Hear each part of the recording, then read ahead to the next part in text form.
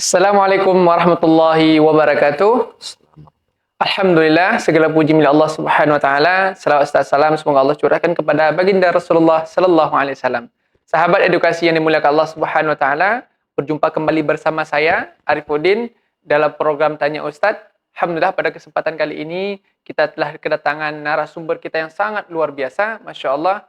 Ini Ustadz Nasai SPD MAG. Assalamualaikum Ustadz. Waalaikumsalam warahmatullahi taala wabarakatuh. Alhamdulillah sehat Ustadz. Sehat alhamdulillah, mabsutah ala mayuram. Alhamdulillah, mudah-mudahan Ustadz kita ini diberikan kesehatan oleh Allah Subhanahu wa taala, panjang umur dan berkah hartanya insyaallah.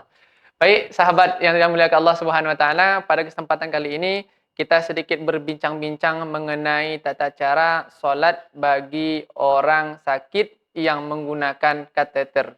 Nah, baik pada kesempatan ini kita banyak mungkin melihat pasien-pasien kita yang sedang sakit yang mungkin mereka dipasangkan kateter yang mereka ragu bagaimana cara pelaksanaannya. Nah, mungkin di kesempatan kali ini Ustadz kita, Ustadz Nasai insyaallah akan membahas tentang tata cara sholat bagi orang yang menggunakan kateter, terutama orang yang sakit. Mungkin Ustadz bisa sedikit menjelaskan tentang secara fikih orang yang sakit menggunakan kateter. Silakan Ustadz. Bismillah, alhamdulillah alladzi bi ni'matihi tatimmus shalihat. Allahumma shalli ala habibina wa maulana Muhammad wa ba'du. Insyaallah kita akan membahas tentang fikih seputar ibadah orang sakit, begitu Insyaallah kan? betul Ustadz. Sebenarnya begini, kalau kita membahas tentang kateter, itu adalah tentang uzur syar'i. Ya betul Ustadz. Jadi uzur syar'i yang ditumpahkan, yang dibebankan kepada manusia oleh Allah, itu ada solusinya juga dari Allah melalui lisannya baginda Rasulullah, kemudian juga dari lisannya para ulama. Masya Allah. Akan ada solusi. Ya. Ketika Allah memberikan uzur syar'i terhadap hamba, dipasang kateter, pemasangan apa namanya itu, kolostomi, orin bag, pakai pampers, sejenis itu, semuanya itu adalah, itu kan uzur syar'i. Apa itu uzur syar'i?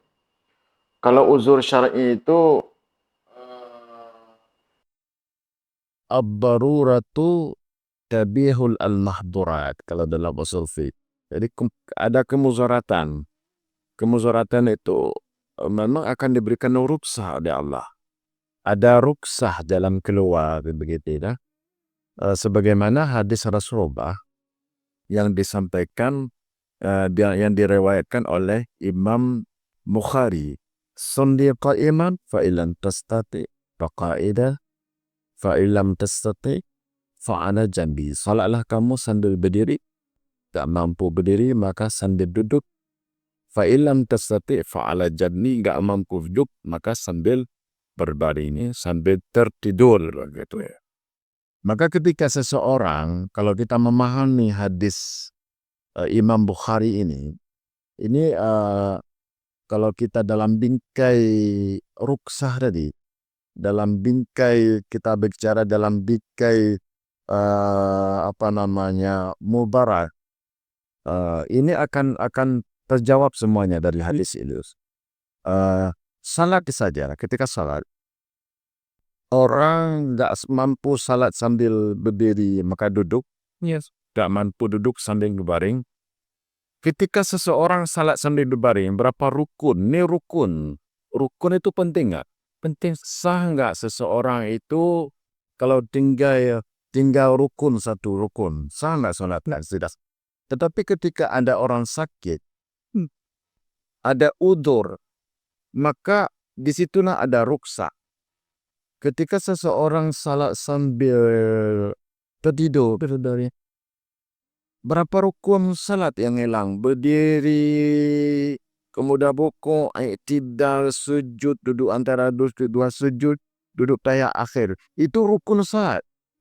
Tapi kalau seandainya tidak ada ruksa, tidak ada uzur syar'i, maka salatnya tidak sah. Allah. Satu rukun sah tidak sah. Tapi kenapa sah? Sah karena ada uzur syar'i. akan diberikan rukhsah oleh Allah. Apalagi kateter. Kateter itu adalah termasuk dalam bahagian syarat sah salat. Bersih pakaian, ya kan? Bersih bandang, bersih tempat. Itu kan syarat.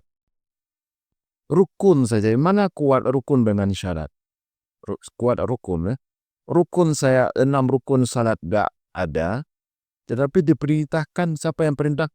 Allah perintah kita salat melalui lisannya baginda Rasul, juga melalui lisannya para ulama yang memerintahkan kita untuk salat sesuai dengan kadar kemampuan kita, sesuai dengan kemampuan kadar kita bagaimana. Nggak mampu berdiri, duduk. Nggak mampu duduk, maka sambil berbaring. Nggak mampu berbaring, maka sambil terlentang. Nggak mampu dengan isyarat gerak kepala, gerak mata. Nggak mampu gerak mata, hati saja. Kan begitu. Nggak mampu juga, kan dia disautkan. Kapanpun, maka sampai ajal kita sudah mati pun kita disalatkan. Apalagi kita masih hidup. Makanya sholat itu tidak bisa digantikan dengan apapun. Tidak bisa digantikan dengan apapun. Ada orang syafi'iyah digantikan sholat dengan fidyah. Apa itu fidyah itu? Memberikan beras. Apakah itu bisa menggantikan sholat yang tertinggal? Tidak bisa. Tidak akan bisa digantikan dengan membayar fidyah salat yang ditinggalkan. Bagaimana juga pemahamannya? Pemahamannya adalah moga-moga dengan memberikan sedekah ini, moga-moga diampunkan dosa oleh Allah, dosa yang dia tinggalkan saat masa dia hidup. Itu moga-moga, bukan untuk menggantikan berapa hari dia salat, meninggalkan salat gitu. Masya Allah, Ustaz.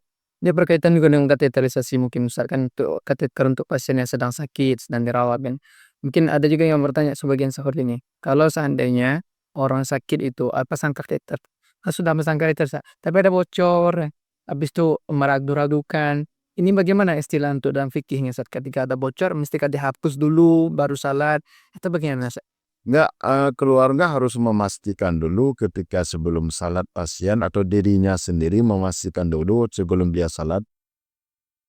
Maka dilihat wilayah-wilayah tersebut. Ya. Apakah ada yang bocor? Kalau ada bocor dia harus dibenarin dulu. Kalau dia ada pampers, kalau ada kencing dalam pampers ditukar dulu pampersnya. Kalau ada colostoming atau urine bag dibersihkan di wilayah tersebut. Kan begitu. Itu secara syariatnya dia mampu, ada orang yang membersihkan, ada orang yang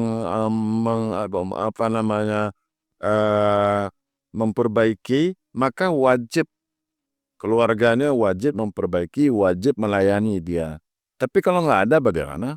Kalau nggak ada, nggak apa-apa. Salat terus dalam keadaan seperti itu. Nggak mampu, nggak ada yang mampu. Misalnya dia orang, ada orang yang berat sampai 200 kilo, dia sakit, dia pakai pampers, tapi pampersnya ketika mau salat nggak ada yang mampu. 1-2 orang yang menukar pampersnya, harus ramai 5 orang paling sedikit. Maka nggak ada orang. Ketika mau salat, nggak ada yang siapa yang menggantikannya, maka salatlah dan badala seperti itu. Lalu Allah melihat, Allah maha melihat. Kudrah Allah dan kekasih sayang Allah itu luar biasa. Mungkin ada juga istilah yang Allah gunakan dalam Al-Quran itu. Aku, fattaqullaha mastata'tum.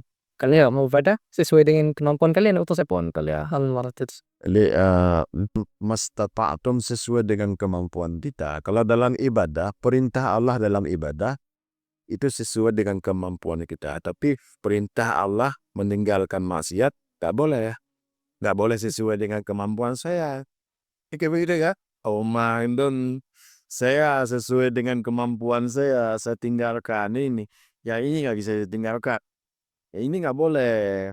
Tapi untuk untuk beribadah itu sesuai dengan kemampuan. Untuk meninggalkan masjid itu harus sepenuhnya, harus siap, harus mampu kita meninggalkan masjid. Istilah yang digunakan Allah, la yukallifullahu nafsan illa wus'aha. Jadi mungkin Allah memberikan sakit menggunakan kateter hari ini yang mungkin seseorang mengalami, Allah sudah mampukan mereka, Ustaz, Dan betul, kemudian ada pemahaman penafsiran para ulama, la yukallifullahu nafsan illa wus'aha. Biasa. Ada ulama menafsirkan bahwa ujian maksudnya kayak musibah. Ada juga yang ditafsirkan oleh para ulama itu syariat yang ditunggalkan. Maksudnya Allah tidak membebankan syariat terhadap hambanya, terhadap kecuali syariat tersebut mampu dilakukan, dilaksanakan secara manusia. Berarti betul sayang kali Allah kepada kita, Ustaz. Betul, seperti Baik, Ustaz, luar biasa pembahasan kita kali ini, Ustaz, tentang tata cara pasien sholat menggunakan kateter. Ini luar biasa pembahasannya. Mudah-mudahan ilmu Ustaz yang berikan kepada kami ini menjadikan salah satunya juga aplikasi ataupun praktekasi terhadap pasien-pasien yang kita yang sedang menguraikan kateter, insyaallah, Ustaz. Baik, Ustaz, terima kasih banyak, Ustaz. Mungkin sampai di sini untuk pembahasan kita tatarisasi. Baik, sahabat edukasi yang dimuliakan Allah Subhanahu wa taala, sampai juga penghujung pertemuan kita kali ini. Alhamdulillah pada kesempatan kali ini luar biasa Ustaz kita memberikan gambaran keilmuan terutama secara fikih untuk pasien kita yang sedang sakit, terutama yang menggunakan kateter. Nah, ini juga bisa kita praktekkan nantinya. Jangan khawatir bagi teman-teman, saudara-saudara pemirsa juga, bahwasannya setiap yang sakit itu ketika menggunakan kateter sebagaimana penjelasan Ustaz tadi, tetap sholat wajib baginya, insyaallah. Nah, baik, saat ini terima kasih kami ucapkan sekali lagi, Ustaz, atas kehadiran di studio kami yang sederhana ini. Mudah-mudahan Ustaz juga Allah berikan kesehatan. Nanti mudah-mudahan nanti bisa kesempatan datang di tempat kami lagi. insyaallah. Mudah-mudahan insyaallah berkah ilmunya, sihat badannya, dan berkah hartanya, insyaallah, Ustaz. Insyaallah. Saya ucapkan terima kasih banyak, Ustaz. Jazakumullah khair. Wa iyyak. Insyaallah. Baik, misalnya rahmati Allah Subhanahu wa taala, demikianlah tanya jawab tentang pasien yang sedang sakit menggunakan kateterisasi. Saya Arifuddin undur diri. Insyaallah nanti kita berjumpa lagi di kesempatan kali lainnya dengan program Tanya Ustaz, insyaallah. Saya akhiri. Assalamualaikum warahmatullahi wabarakatuh. Salam sehat, salam edukasi.